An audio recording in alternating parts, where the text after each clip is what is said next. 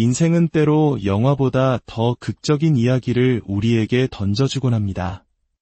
오늘 우리가 함께 나눌 이야기는 바로 그런 한 사람의 삶을 송두리째 흔들어 놓은 거대한 배신과 숨겨진 진실에 관한 기록입니다.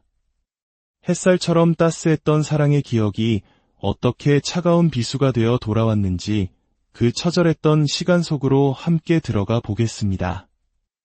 이 이야기가 여러분의 마음에 깊은 울림을 준다면 구독과 좋아요를 통해 저희가 더 많은 의미 있는 이야기를 세상에 전할 수 있도록 힘을 보태주시길 바랍니다. 여러분의 작은 관심 하나하나가 저희에게는 큰 격려가 됩니다. 그럼 이제 시작하겠습니다. 저는 경기도의 한 평범한 가정에서 나고 자랐습니다. 부유하지는 않았지만 웃음이 끊이지 않는 따뜻한 집이었습니다. 부모님은 가난 속에서도 예동딸인 저를 세상 무엇과도 바꿀 수 없는 보물처럼 아끼고 사랑으로 키워주셨습니다. 어릴 적 유난히 몸이 약했던 저를 위해 부모님은 태권도를 권하셨습니다. 국가대표 선수가 되진 못했지만 태권도는 제게 튼튼한 몸과 함께 씩씩한 마음을 선물했습니다. 고등학생이 되었을 무렵에는 웬만한 성인 남성의 발차기도 거뜬히 막아낼 수 있을 정도였죠. 그렇게 씩씩하게 자라 대학에 입학했고 제 인생의 동반자라 믿었던 지금의 남편을 그곳에서 만났습니다. 우리는 흔히 말하는 캠퍼스 커플, CC였습니다. 남편은 훤칠한 키와 수려한 외모 덕분에 입학 초부터 여학생들 사이에서 인기가 대단했습니다. 그 덕분에 우리의 연애는 순탄치만은 않았습니다. 주변의 시기와 질투, 그리고 끊임없이 들려오는 이간질 때문에 다툼이 잦았죠. 너희과 후배들이 민남 선배 잘생겼다고, 여자친구 있냐고 엄청 물어보더라. 너 긴장 좀 해야겠어. 친구들의 이런 말들은 제 마음을 불안하게 만들었지만 남편은 늘 저를 안심시켜 주었습니다. 그는 언제나 저 하나뿐이라고 흔들리지 않는 믿음을 보여주었습니다. 그리고 신기하게도 우리가 결혼을 결심하고 나니 그 모든 불안과 다툼은 눈 녹듯 사라졌습니다. 어쩌면 결혼이라는 제도적 울타리가 우리를 더 단단하게 만들어준다고 믿었던 것 같습니다. 대학 졸업 후 저는 대기업 사무직으로, 공학도였던 남편은 유망한 반도체 회사의 자리를 잡았습니다. 안정적인 직장과 서로에 대한 확고한 믿음 위에서 우리는 결혼을 진행했습니다. 27, 어리다면 어리고 적당하다면 적당한 나이에 저는 한 남자의 아내가 되었습니다. 결혼 생활은 꿈처럼 행복했습니다. 남편은 연애 시절보다 훨씬 더 자상했고 저를 위하는 마음이 온전히 느껴졌습니다. 특히 저를 감동시킨 것은 결혼하자마자 자신의 월급 통장 전부를 제게 맡긴 일이었습니다. 이제 우리는 완벽한 경제 공동체라며 모든 관리를 믿고 맡기겠다는 남편의 말에 저는 깊은 고마움과 함께 이 사람이 정말 내 사람이구나 하는 확신을 가졌습니다. 그 행복에 방점을 찍어준 것은 다름 아닌 시부모님이셨습니다.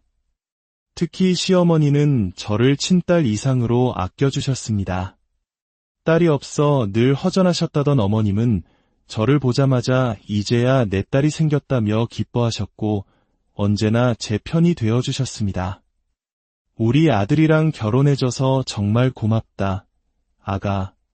앞으로는 내가 내 엄마가 되어줄게. 시어머니의 따뜻한 말 한마디는 결혼 생활의 모든 어려움을 녹여주는 마법과도 같았습니다. 남편이 가끔 늦게 들어오거나 저를 서운하게 할 때면 저는 시어머니에게 달려가 모든 것을 털어놓았습니다.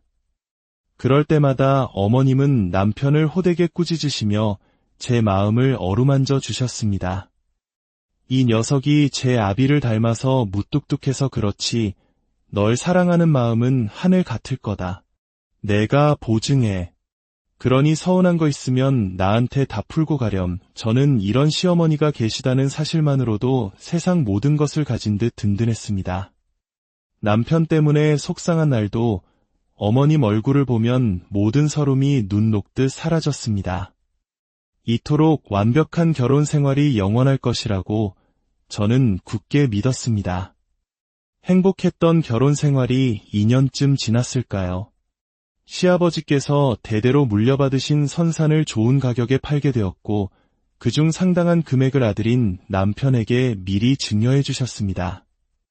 남편은 예상치 못한 큰돈이 생기자 세상을 다 가진 듯 기뻐했습니다. 하지만 그 돈은 축복이 아닌 우리 관계를 파멸로 이끄는 독이었습니다. 수중에 큰돈이 생기자 남편은 서서히 변하기 시작했습니다. 안정적이었던 반도체 회사를 갑자기 그만두겠다며 사업을 하겠다고 선언했습니다. 구체적인 계획도 경험도 없이 그저 막연한 자신감에 차 있었습니다. 남자로 태어났으면 내 사업 한번 해봐야지. 당신은 날 믿기만 하면 돼. 저는 불안한 마음에 남편을 말렸지만 그는 제 말을 잔소리나 집착으로 치부하며 오히려 화를 냈습니다. 그 후로 남편은 사업 구상이라는 핑계로 밖으로 나도는 날이 잦아졌고 예박도 잦아졌습니다. 연락이 두절되는 것은 예사였고 집에 돌아오면 술에 취해 있거나 날카로운 말로 제 가슴에 상처를 입혔습니다. 당신은 내가 걱정돼서 하는 말이 전부 집착이고 구속 같아? 그건 의부증이야. 병원에나 가봐. 남편의 폭언에 억장이 무너졌지만 저는 또다시 시어머니에게 기댔습니다. 어머님은 이번에도 제 편이 되어주셨습니다. 아이고, 속상했겠구나. 내가 그 녀석 단단히 혼내주마. 그리고 아범이 예박하는 날엔 우리 집에서 자고 가더라. 내 신경 쓰이게 하기 싫어서 그런 모양이니 너무 걱정 말아라. 시댁에서 자고 온다는 어머님의 말에 저는 또다시 바보처럼 안심했습니다. 그 모든 것이 아들을 비호하기 위한 치밀한 거짓말이라는 것은 꿈에도 모른 채 말입니다. 그렇게 위태로운 시간이 흐르던 어느 날 회사에서 일하던 제게 한 통의 전화가 걸려왔습니다. 대학병원 응급실이었습니다. 남편이 머리를 다쳐 급하게 수술에 들어가야 한다는 청천벽력 같은 소식이었습니다. 정신없이 병원으로 달려가 수술 동의서에 사인을 하고 하염없이 기다렸습니다. 남편이 발견된 곳은 뜻밖에도 경기도 외곽의 한 장어 양식장이었습니다. 그곳에서 발을 헛디뎌 머리를 부딪혔고 뇌출혈로 이어졌다는 것이었습니다. 장어 양식장이라니 도대체 거기서 뭘 하고 있었던 걸까? 혼란스러운 머릿속을 정리할 틈도 없이 시부모님께서 병원으로 달려오셨습니다.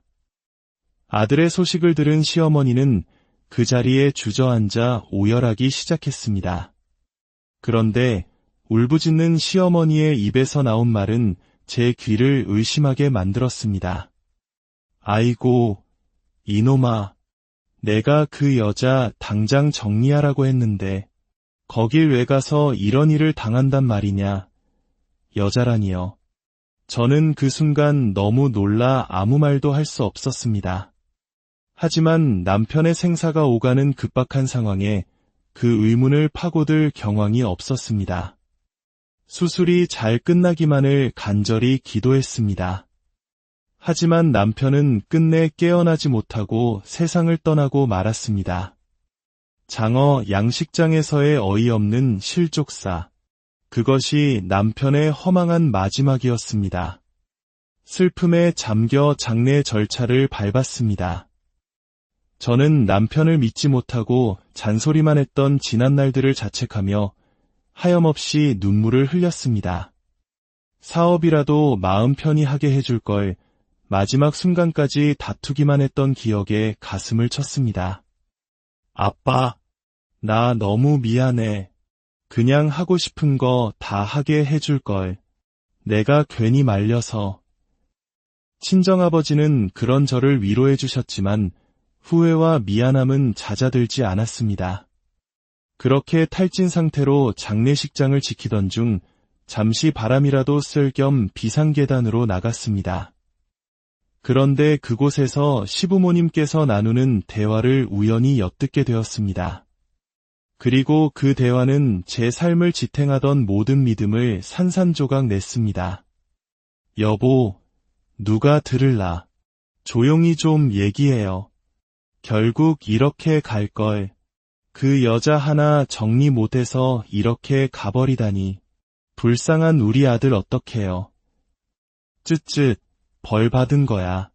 세아가 몰래 뒤에서 그런 짓거리를 하고 다녔으니 우리가 미남이 말대로 이혼부터 시켰어야 했는데 아들 재산이 전부 저 애한테 넘어갈 텐데 어쩌지. 저는 온몸이 부들부들 떨리는 것을 느꼈습니다. 남편의 외도, 이혼 준비, 그리고 그 모든 사실을 알면서도 저를 기만했던 시부모님. 딸처럼 아껴주던 시어머니의 다정한 얼굴 뒤에 숨겨진 위선적인 모습이 떠오르자 참을 수 없는 분노가 치밀었습니다. 저는 곧장 안치실로 달려갔습니다. 그리고 차갑게 누워있는 남편의 몸에서 제가 한 번도 본 적 없는 문신을 발견했습니다. 다른 한쪽이 있어야만 완성되는 누가 봐도 커플 문신이었습니다. 그 순간 남편의 죽음에 대한 슬픔은 온데간데 없이 사라지고 지독한 배신감만이 남았습니다. 정신을 차리고 조문객을 맞던 중 유난히 눈에 띄는 젊은 여자가 장례식장으로 들어섰습니다. 그리고 저는 그 여자의 발목에서 남편의 것과 똑같은 문신을 보고 말았습니다. 상간녀였습니다. 죽은 남편의 장례식에 아무렇지 않게 조문을 온 그 뻔뻔함에 제 이성의 끈은 완전히 끊어지고 말았습니다. 뻔뻔한 것. 여기가 어디라고 내가 와. 저는 그 여자에게 달려들어 머리채를 잡았습니다. 장례식장은 순식간에 아수라장이 되었습니다. 시어머니가 저를 말리며 소리쳤습니다. 이게 무슨 짓이야. 우리 아들 마지막 가는 길까지 이렇게 더럽혀야겠니. 아들의 마지막 가는 길. 그 위선적인 한마디에 저는 완전히 폭발했습니다. 저는 남편의 영정사진을 집어던지고 상을 엎어버렸습니다. 그리고 제 안에 잠들어 있던 태권도 실력을 깨웠습니다. 저는 망설임 없이 상간녀를 향해 뒤돌려차기를 날렸습니다. 그녀는 비명과 함께 바닥에 쓰러져 그대로 기절해버렸습니다. 어머니, 그동안 재밌으셨어요? 저를 위로해주는 척하면서 뒤에서는 아들이 이혼 준비하는 걸 지켜보는 심정이 어떠셨어요? 제 남동생과 아버지는 그런 저를 말리기는커녕 제 편에 서서 시부모님을 향해 분노를 터뜨렸습니다. 결국 저는 가족들의 손에 이끌려 그 지옥 같은 장례식장을 빠져나왔습니다. 그 길로 저는 변호사를 찾아갔습니다. 다행히 법은 제 편이었습니다. 남편과 법적으로 이혼한 상태가 아니었기에 시아버지가 남편에게 증여했던 선산의 돈을 포함한 모든 재산은 법적 상속인인 제게 귀속되었습니다. 저는 상간녀에게는 위자료 청구 소송을, 시부모에게는 정신적 피해 보상 소송을 걸었습니다. 시부모는 뻔뻔하게도 모든 사실을 부인하며 소송을 길게 끌었지만 결국 법원은 저의 손을 들어주었습니다. 그들은 막대한 손해배상금을 저에게 지불해야 했습니다. 아들을 잃고 평생 모은 재산마저 잃게 된 것입니다. 남편의 죽음과 끔찍한 배신은 제 삶을 폐허로 만들었습니다. 하지만 그 잿더미 속에서 저를 다시 일으켜 세워준 것은 다름 아닌 가족이었습니다. 친정 부모님과 남동생의 흔들림 없는 지지와 사랑이 없었다면 저는 결코 이겨내지 못했을 겁니다. 시간이 흘러 시어머니에게서 만나고 싶다는 연락이 왔습니다. 용서를 구하고 싶다고 했습니다. 하지만 저는 단호히 거절했습니다. 그들의 입에서 나오는 모든 말은 이제 제게 거짓으로만 들릴 뿐이었습니다. 한때는 세상에서 가장 행복한 여자라고 믿었습니다. 하지만 그 행복은 모래 위에 지은 성처럼 허무하게 무너져 내렸습니다. 이 길고 아픈 터널을 지나며 제가 깨달은 것은 단 하나입니다. 진정한 행복은 누군가에게 의지하는 것이 아니라 어떤 시련 속에서도 나 자신을 지켜낼 수 있는 힘과 그 곁을 묵묵히 지켜주는 진정한 내 사람들에게서 온다는 사실입니다. 저의 이야기가 누군가에게는 위로가, 또 다른 누군가에게는 경고, 인생은 때로 영화보다 더 극적인 이야기를 우리에게 던져주곤 합니다.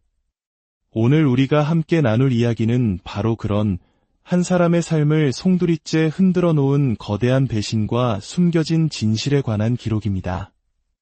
햇살처럼 따스했던 사랑의 기억이 어떻게 차가운 비수가 되어 돌아왔는지 그 처절했던 시간 속으로 함께 들어가 보겠습니다. 이 이야기가 여러분의 마음에 깊은 울림을 준다면 구독과 좋아요를 통해 저희가 더 많은 의미 있는 이야기를 세상에 전할 수 있도록 힘을 보태주시길 바랍니다. 여러분의 작은 관심 하나하나가 저희에게는 큰 격려가 됩니다. 그럼 이제 시작하겠습니다.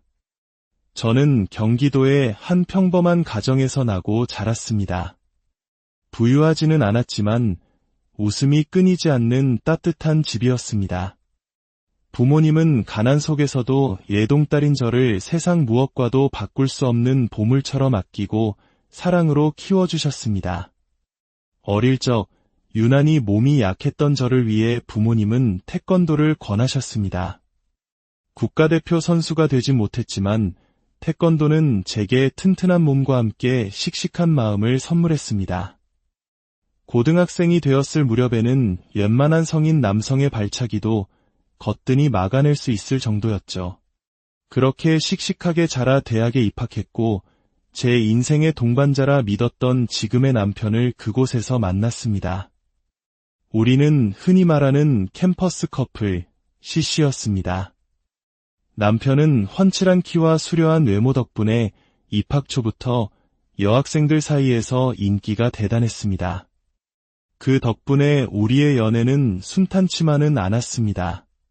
주변의 시기와 질투, 그리고 끊임없이 들려오는 이간질 때문에 다툼이 잦았죠. 너희과 후배들이 민남 선배 잘생겼다고, 여자친구 있냐고 엄청 물어보더라. 너 긴장 좀 해야겠어. 친구들의 이런 말들은 제 마음을 불안하게 만들었지만 남편은 늘 저를 안심시켜 주었습니다. 그는 언제나 저 하나뿐이라고 흔들리지 않는 믿음을 보여주었습니다. 그리고 신기하게도 우리가 결혼을 결심하고 나니 그 모든 불안과 다툼은 눈 녹듯 사라졌습니다. 어쩌면 결혼이라는 제도적 울타리가 우리를 더 단단하게 만들어준다고 믿었던 것 같습니다. 대학 졸업 후 저는 대기업 사무직으로, 공학도였던 남편은 유망한 반도체 회사의 자리를 잡았습니다. 안정적인 직장과 서로에 대한 확고한 믿음 위에서 우리는 결혼을 진행했습니다. 27, 어리다면 어리고 적당하다면 적당한 나이에 저는 한 남자의 아내가 되었습니다. 결혼 생활은 꿈처럼 행복했습니다. 남편은 연애 시절보다 훨씬 더 자상했고 저를 위하는 마음이 온전히 느껴졌습니다. 특히 저를 감동시킨 것은 결혼하자마자 자신의 월급 통장 전부를 제게 맡긴 일이었습니다. 이제 우리는 완벽한 경제 공동체라며 모든 관리를 믿고 맡기겠다는 남편의 말에 저는 깊은 고마움과 함께 이 사람이 정말 내 사람이구나 하는 확신을 가졌습니다. 그 행복의 방점을 찍어준 것은 다름 아닌 시부모님이셨습니다. 특히 시어머니는 저를 친딸 이상으로 아껴주셨습니다. 딸이 없어 늘 허전하셨다던 어머님은 저를 보자마자 이제야 내 딸이 생겼다며 기뻐하셨고 언제나 제 편이 되어주셨습니다. 우리 아들이랑 결혼해줘서 정말 고맙다, 아가. 앞으로는 내가 내 엄마가 되어줄게. 시어머니의 따뜻한 말 한마디는 결혼 생활의 모든 어려움을 녹여주는 마법과도 같았습니다. 남편이 가끔 늦게 들어오거나 저를 서운하게 할 때면 저는 시어머니에게 달려가 모든 것을 털어놓았습니다. 그럴 때마다 어머님은 남편을 호되게 꾸짖으시며 제 마음을 어루만져 주셨습니다. 이 녀석이 제 아비를 닮아서 무뚝뚝해서 그렇지 널 사랑하는 마음은 하늘 같을 거다. 내가 보증해. 그러니 서운한 거 있으면 나한테 다 풀고 가렴. 저는 이런 시어머니가 계시다는 사실만으로도 세상 모든 것을 가진 듯 든든했습니다. 남편 때문에 속상한 날도 어머님 얼굴을 보면 모든 서름이 눈 녹듯 사라졌습니다. 이토록 완벽한 결혼 생활이 영원할 것이라고 저는 굳게 믿었습니다. 행복했던 결혼 생활이 2년쯤 지났을까요? 시아버지께서 대대로 물려받으신 선산을 좋은 가격에 팔게 되었고 그중 상당한 금액을 아들인 남편에게 미리 증여해 주셨습니다. 남편은 예상치 못한 큰돈이 생기자 세상을 다 가진 듯 기뻐했습니다. 하지만 그 돈은 축복이 아닌 우리 관계를 파멸로 이끄는 독이었습니다. 수중에 큰돈이 생기자 남편은 서서히 변하기 시작했습니다. 안정적이었던 반도체 회사를 갑자기 그만두겠다며 사업을 하겠다고 선언했습니다. 구체적인 계획도 경험도 없이 그저 막연한 자신감에 차 있었습니다. 남자로 태어났으면 내 사업 한번 해봐야지. 당신은 날 믿기만 하면 돼. 저는 불안한 마음에 남편을 말렸지만 그는 제 말을 잔소리나 집착으로 치부하며 오히려 화를 냈습니다. 그 후로 남편은 사업 구상이라는 핑계로 밖으로 나도는 날이 잦아졌고 예박도 잦아졌습니다. 연락이 두절되는 것은 예사였고 집에 돌아오면 술에 취해 있거나 날카로운 말로 제 가슴에 상처를 입혔습니다. 당신은 내가 걱정돼서 하는 말이 전부 집착이고 구속 같아? 그건 의부증이야. 병원에나 가봐. 남편의 폭언에 억장이 무너졌지만 저는 또다시 시어머니에게 기댔습니다. 어머님은 이번에도 제 편이 되어주셨습니다. 아이고, 속상했겠구나. 내가 그 녀석 단단히 혼내주마. 그리고 아범이 예박하는 날엔 우리 집에서 자고 가더라. 내 신경 쓰이게 하기 싫어서 그런 모양이니 너무 걱정 말아라. 시댁에서 자고 온다는 어머님의 말에 저는 또다시 바보처럼 안심했습니다. 그 모든 것이 아들을 비호하기 위한 치밀한 거짓말이라는 것은 꿈에도 모른 채 말입니다. 그렇게 위태로운 시간이 흐르던 어느 날 회사에서 일하던 제게 한 통의 전화가 걸려왔습니다. 대학병원 응급실이었습니다. 남편이 머리를 다쳐 급하게 수술에 들어가야 한다는 청천벽력 같은 소식이었습니다. 정신없이 병원으로 달려가 수술 동의서에 사인을 하고 하염없이 기다렸습니다. 남편이 발견된 곳은 뜻밖에도 경기도 외곽의 한장어 양식장이었습니다. 그곳에서 발을 헛디뎌 머리를 부딪혔고 뇌출혈로 이어졌다는 것이었습니다. 장어 양식장이라니 도대체 거기서 뭘 하고 있었던 걸까? 혼란스러운 머릿속을 정리할 틈도 없이 시부모님께서 병원으로 달려오셨습니다. 아들의 소식을 들은 시어머니는 그 자리에 주저앉아 오열하기 시작했습니다. 그런데 울부짖는 시어머니의 입에서 나온 말은 제 귀를 의심하게 만들었습니다. 아이고, 이놈아, 내가 그 여자 당장 정리하라고 했는데 거길 왜 가서 이런 일을 당한단 말이냐. 여자라니요. 저는 그 순간 너무 놀라 아무 말도 할 수 없었습니다. 하지만 남편의 생사가 오가는 급박한 상황에 그 의문을 파고들 경황이 없었습니다. 수술이 잘 끝나기만을 간절히 기도했습니다. 하지만 남편은 끝내 깨어나지 못하고 세상을 떠나고 말았습니다. 장어 양식장에서의 어이없는 실족사. 그것이 남편의 허망한 마지막이었습니다. 슬픔에 잠겨 장례 절차를 밟았습니다. 저는 남편을 믿지 못하고 잔소리만 했던 지난 날들을 자책하며 하염없이 눈물을 흘렸습니다. 사업이라도 마음 편히 하게 해줄 걸 마지막 순간까지 다투기만 했던 기억에 가슴을 쳤습니다. 아빠, 나 너무 미안해. 그냥 하고 싶은 거 다 하게 해줄 걸. 내가 괜히 말려서. 친정아버지는 그런 저를 위로해 주셨지만 후회와 미안함은 잦아들지 않았습니다. 그렇게 탈진 상태로 장례식장을 지키던 중 잠시 바람이라도 쓸 겸 비상계단으로 나갔습니다. 그런데 그곳에서 시부모님께서 나누는 대화를 우연히 엿듣게 되었습니다. 그리고 그 대화는 제 삶을 지탱하던 모든 믿음을 산산조각 냈습니다. 여보, 누가 들을라. 조용히 좀 얘기해요. 결국 이렇게 갈걸. 그 여자 하나 정리 못해서 이렇게 가버리다니. 불쌍한 우리 아들 어떡해요. 쯧쯧, 벌 받은 거야.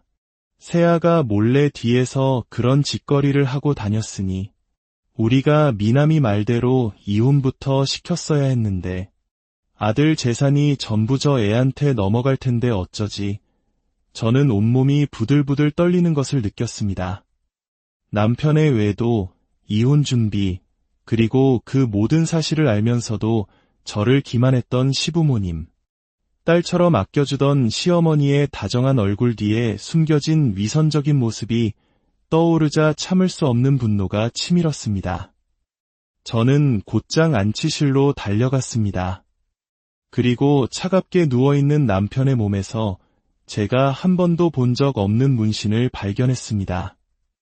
다른 한쪽이 있어야만 완성되는 누가 봐도 커플 문신이었습니다. 그 순간 남편의 죽음에 대한 슬픔은 온데간데 없이 사라지고 지독한 배신감만이 남았습니다. 정신을 차리고 조문객을 맞던 중 유난히 눈에 띄는 젊은 여자가 장례식장으로 들어섰습니다. 그리고 저는 그 여자의 발목에서 남편의 것과 똑같은 문신을 보고 말았습니다. 상간녀였습니다. 죽은 남편의 장례식에 아무렇지 않게 조문을 온 그 뻔뻔함에 제 이성의 끈은 완전히 끊어지고 말았습니다. 뻔뻔한 것. 여기가 어디라고 내가 와. 저는 그 여자에게 달려들어 머리채를 잡았습니다. 장례식장은 순식간에 아수라장이 되었습니다. 시어머니가 저를 말리며 소리쳤습니다. 이게 무슨 짓이야. 우리 아들 마지막 가는 길까지 이렇게 더럽혀야겠니. 아들의 마지막 가는 길. 그 위선적인 한마디에 저는 완전히 폭발했습니다. 저는 남편의 영정사진을 집어던지고 상을 엎어버렸습니다. 그리고 제 안에 잠들어 있던 태권도 실력을 깨웠습니다. 저는 망설임 없이 상간녀를 향해 뒤돌려차기를 날렸습니다. 그녀는 비명과 함께 바닥에 쓰러져 그대로 기절해버렸습니다. 어머니, 그동안 재밌으셨어요? 저를 위로해주는 척하면서 뒤에서는 아들이 이혼 준비하는 걸 지켜보는 심정이 어떠셨어요? 제 남동생과 아버지는 그런 저를 말리기는커녕 제 편에 서서 시부모님을 향해 분노를 터뜨렸습니다. 결국 저는 가족들의 손에 이끌려 그 지옥 같은 장례식장을 빠져나왔습니다. 그 길로 저는 변호사를 찾아갔습니다. 다행히 법은 제 편이었습니다. 남편과 법적으로 이혼한 상태가 아니었기에 시아버지가 남편에게 증여했던 선산의 돈을 포함한 모든 재산은 법적 상속인인 제게 귀속되었습니다. 저는 상간녀에게는 위자료 청구 소송을, 시부모에게는 정신적 피해 보상 소송을 걸었습니다. 시부모는 뻔뻔하게도 모든 사실을 부인하며 소송을 길게 끌었지만 결국 법원은 저의 손을 들어주었습니다. 그들은 막대한 손해배상금을 저에게 지불해야 했습니다. 아들을 잃고 평생 모은 재산마저 잃게 된 것입니다. 남편의 죽음과 끔찍한 배신은 제 삶을 폐허로 만들었습니다. 하지만 그 잿더미 속에서 저를 다시 일으켜 세워준 것은 다름 아닌 가족이었습니다. 친정 부모님과 남동생의 흔들림 없는 지지와 사랑이 없었다면 저는 결코 이겨내지 못했을 겁니다. 시간이 흘러 시어머니에게서 만나고 싶다는 연락이 왔습니다. 용서를 구하고 싶다고 했습니다. 하지만 저는 단호히 거절했습니다. 그들의 입에서 나오는 모든 말은 이제 제게 거짓으로만 들릴 뿐이었습니다. 한때는 세상에서 가장 행복한 여자라고 믿었습니다. 하지만 그 행복은 모래 위에 지은 성처럼 허무하게 무너져 내렸습니다. 이 길고 아픈 터널을 지나며 제가 깨달은 것은 단 하나입니다. 진정한 행복은 누군가에게 의지하는 것이 아니라 어떤 시련 속에서도 나 자신을 지켜낼 수 있는 힘과 그 곁을 묵묵히 지켜주는 진정한 내 사람들에게서 온다는 사실입니다. 저의 이야기가 누군가에게는 위로가, 또 다른 누군가에게는 경고, 인생은 때로 영화보다 더 극적인 이야기를 우리에게 던져주곤 합니다. 오늘 우리가 함께 나눌 이야기는 바로 그런 한 사람의 삶을 송두리째 흔들어 놓은 거대한 배신과 숨겨진 진실에 관한 기록입니다. 햇살처럼 따스했던 사랑의 기억이 어떻게 차가운 비수가 되어 돌아왔는지 그 처절했던 시간 속으로 함께 들어가 보겠습니다. 이 이야기가 여러분의 마음에 깊은 울림을 준다면 구독과 좋아요를 통해 저희가 더 많은 의미 있는 이야기를 세상에 전할 수 있도록 힘을 보태주시길 바랍니다. 여러분의 작은 관심 하나하나가 저희에게는 큰 격려가 됩니다. 그럼 이제 시작하겠습니다. 저는 경기도의 한 평범한 가정에서 나고 자랐습니다. 부유하지는 않았지만 웃음이 끊이지 않는 따뜻한 집이었습니다. 부모님은 가난 속에서도 예동딸인 저를 세상 무엇과도 바꿀 수 없는 보물처럼 아끼고 사랑으로 키워주셨습니다. 어릴 적 유난히 몸이 약했던 저를 위해 부모님은 태권도를 권하셨습니다.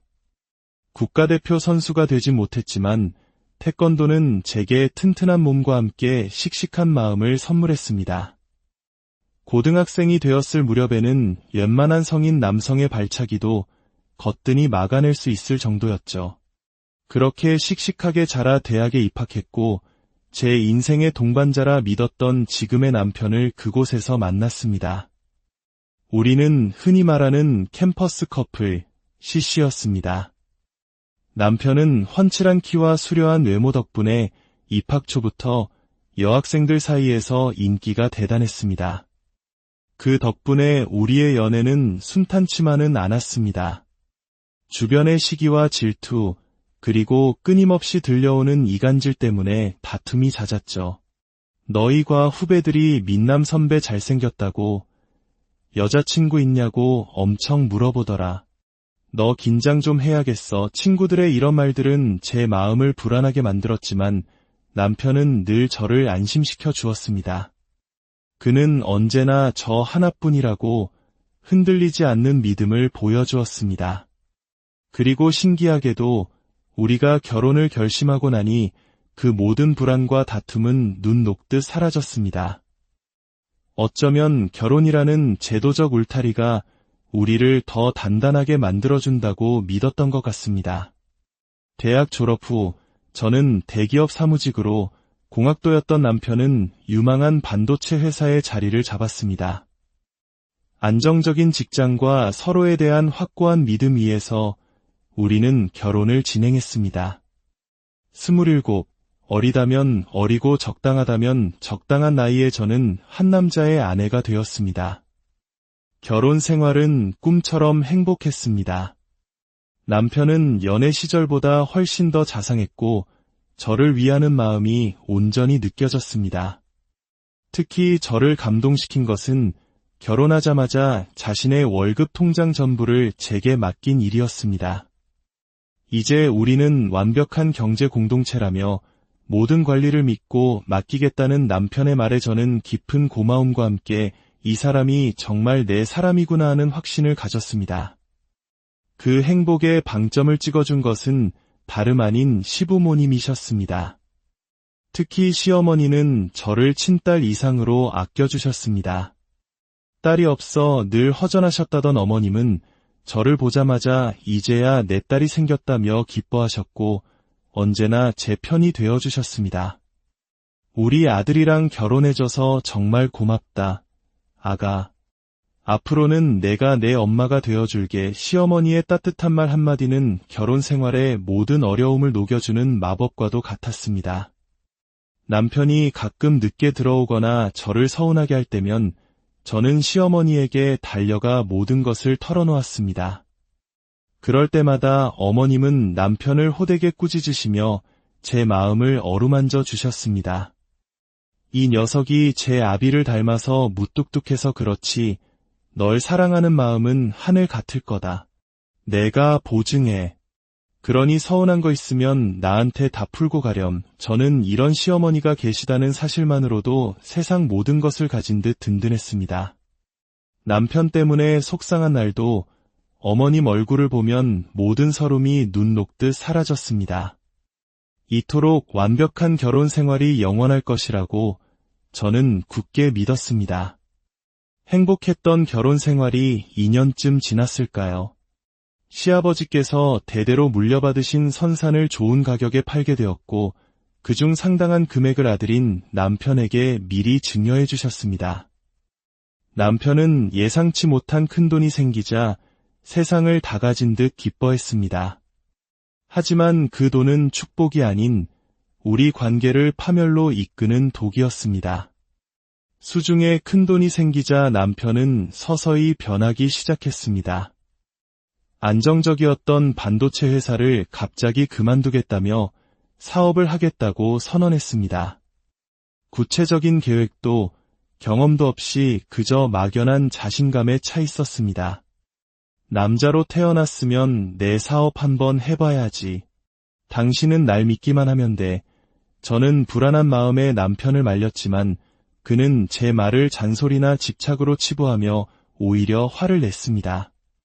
그 후로 남편은 사업 구상이라는 핑계로 밖으로 나도는 날이 잦아졌고 예박도 잦아졌습니다.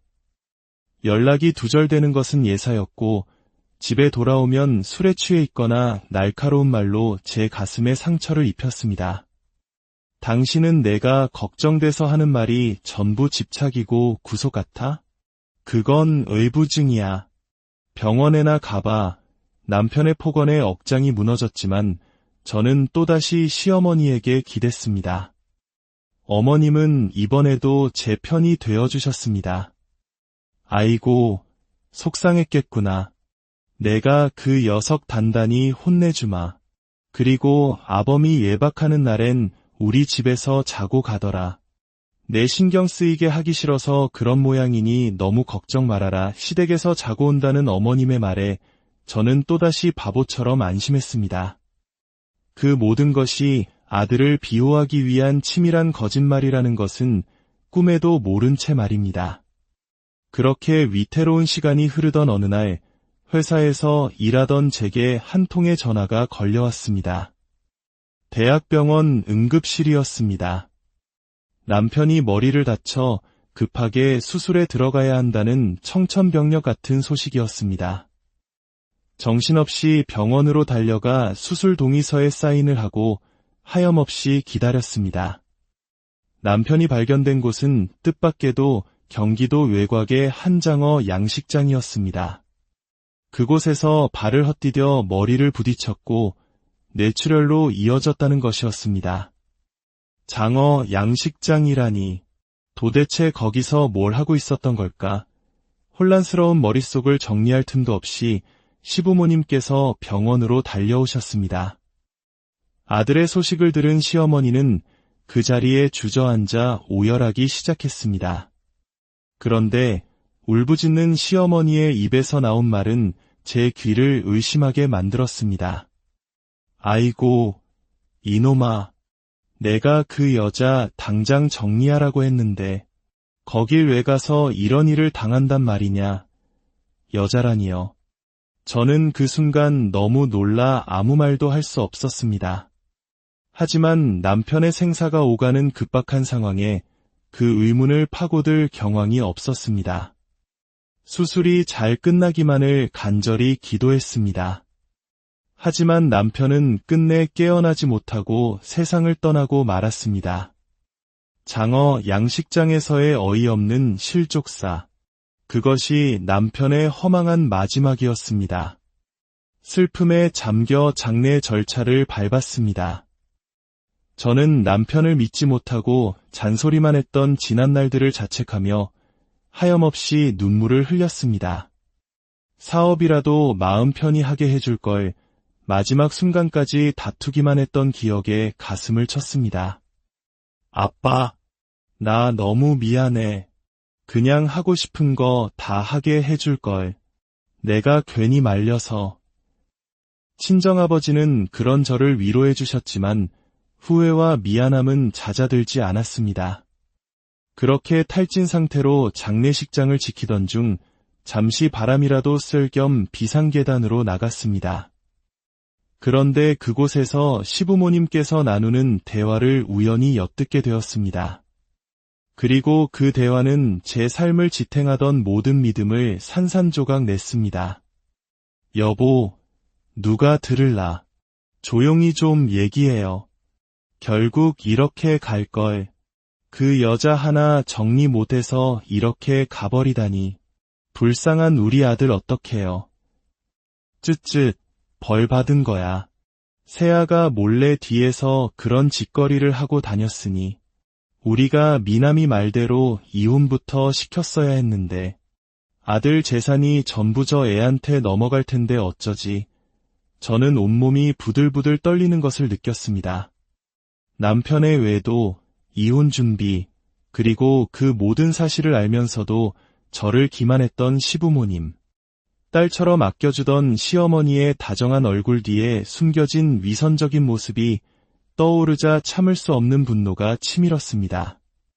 저는 곧장 안치실로 달려갔습니다.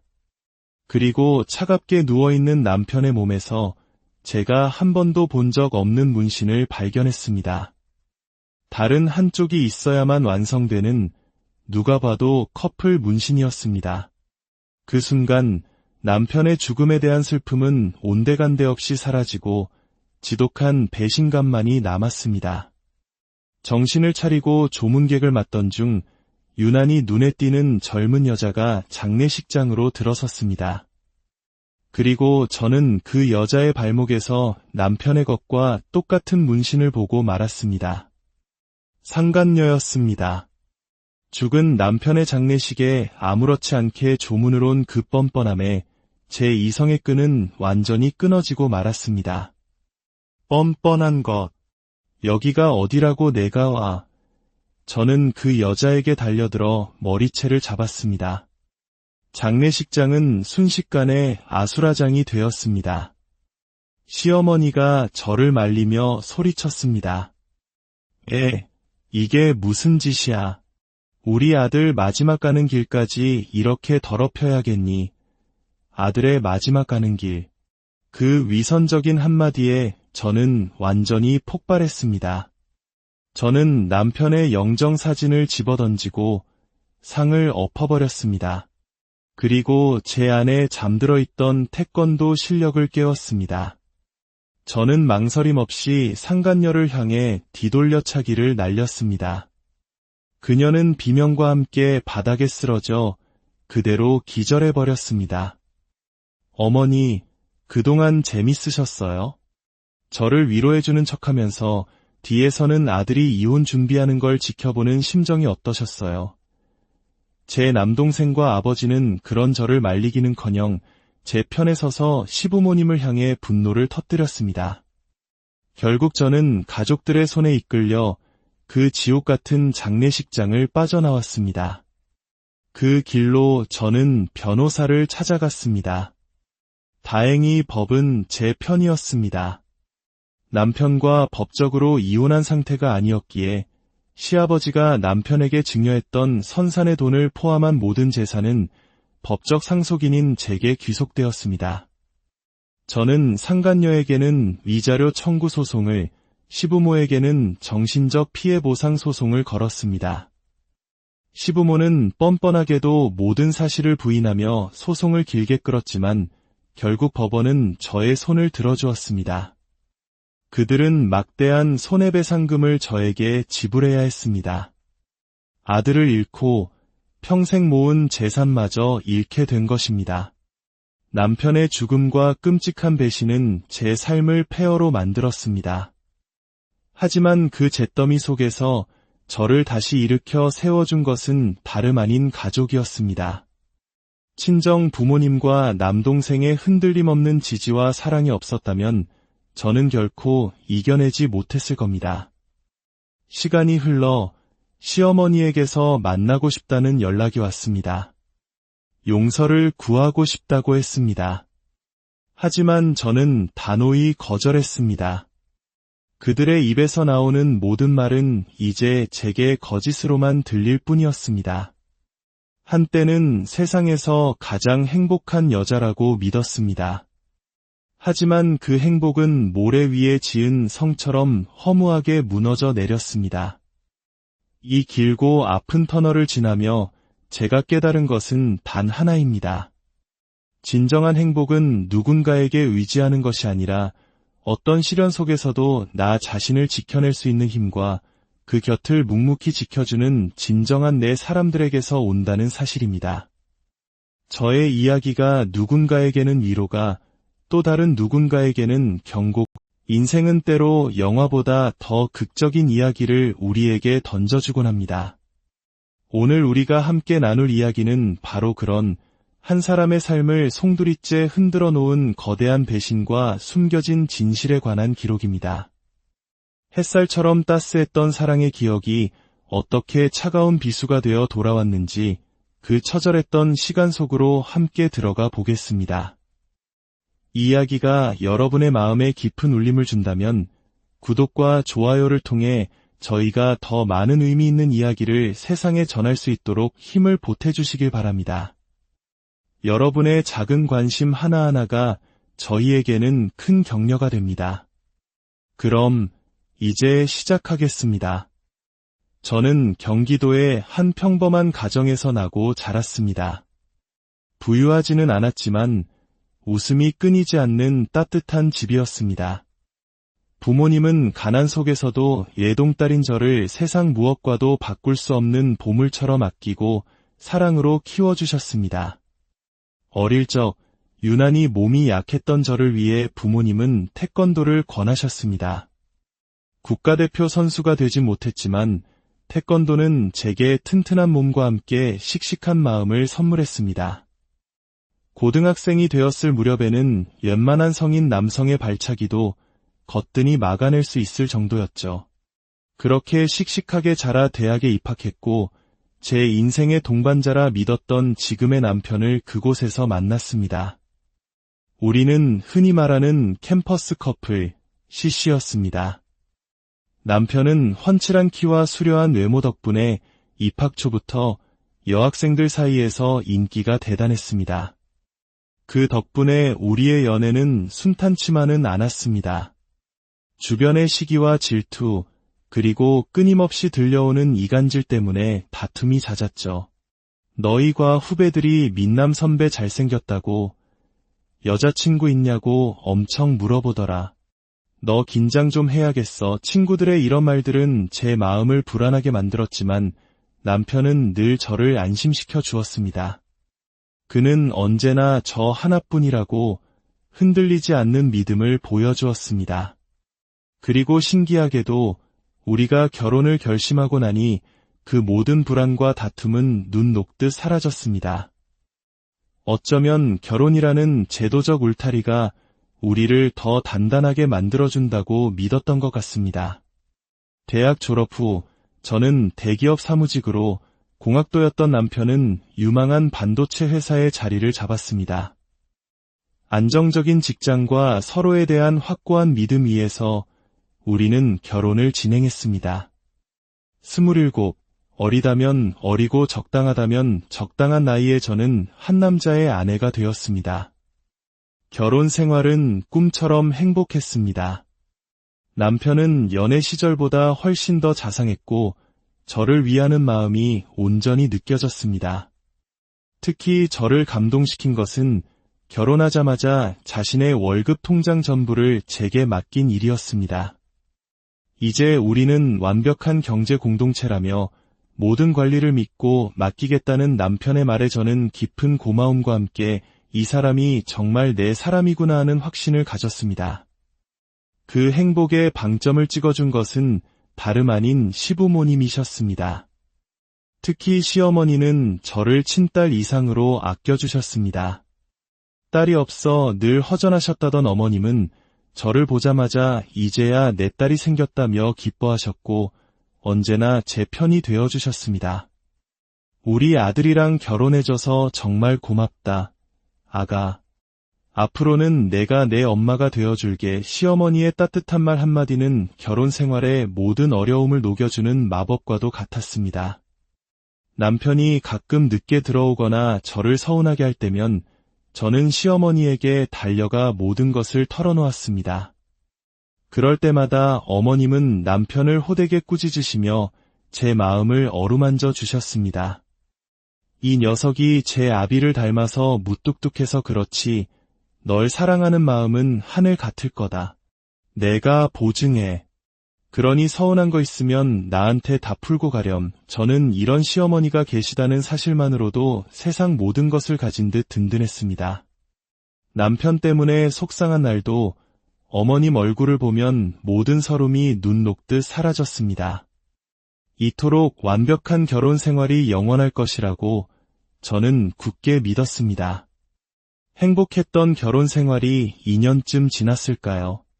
시아버지께서 대대로 물려받으신 선산을 좋은 가격에 팔게 되었고 그중 상당한 금액을 아들인 남편에게 미리 증여해 주셨습니다. 남편은 예상치 못한 큰돈이 생기자 세상을 다 가진 듯 기뻐했습니다. 하지만 그 돈은 축복이 아닌 우리 관계를 파멸로 이끄는 독이었습니다. 수중에 큰돈이 생기자 남편은 서서히 변하기 시작했습니다.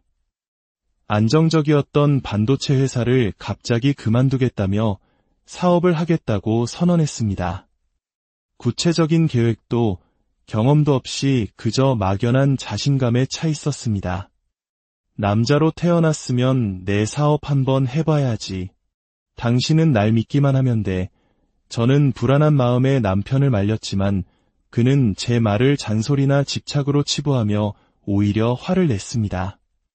그 후로 남편은 사업 구상이라는 핑계로 밖으로 나도는 날이 잦아졌고 예박도 잦아졌습니다. 연락이 두절되는 것은 예사였고 집에 돌아오면 술에 취해 있거나 날카로운 말로 제 가슴에 상처를 입혔습니다. 당신은 내가 걱정돼서 하는 말이 전부 집착이고 구속 같아? 그건 의부증이야. 병원에나 가봐. 남편의 폭언에 억장이 무너졌지만 저는 또다시 시어머니에게 기댔습니다. 어머님은 이번에도 제 편이 되어주셨습니다. 아이고, 속상했겠구나. 내가 그 녀석 단단히 혼내주마. 그리고 아범이 예박하는 날엔 우리 집에서 자고 가더라. 내 신경 쓰이게 하기 싫어서 그런 모양이니 너무 걱정 말아라. 시댁에서 자고 온다는 어머님의 말에 저는 또다시 바보처럼 안심했습니다. 그 모든 것이 아들을 비호하기 위한 치밀한 거짓말이라는 것은 꿈에도 모른 채 말입니다. 그렇게 위태로운 시간이 흐르던 어느 날 회사에서 일하던 제게 한 통의 전화가 걸려왔습니다. 대학병원 응급실이었습니다. 남편이 머리를 다쳐 급하게 수술에 들어가야 한다는 청천벽력 같은 소식이었습니다. 정신없이 병원으로 달려가 수술 동의서에 사인을 하고 하염없이 기다렸습니다. 남편이 발견된 곳은 뜻밖에도 경기도 외곽의 한장어 양식장이었습니다. 그곳에서 발을 헛디뎌 머리를 부딪혔고 뇌출혈로 이어졌다는 것이었습니다. 장어 양식장이라니 도대체 거기서 뭘 하고 있었던 걸까? 혼란스러운 머릿속을 정리할 틈도 없이 시부모님께서 병원으로 달려오셨습니다. 아들의 소식을 들은 시어머니는 그 자리에 주저앉아 오열하기 시작했습니다. 그런데 울부짖는 시어머니의 입에서 나온 말은 제 귀를 의심하게 만들었습니다. 아이고, 이놈아.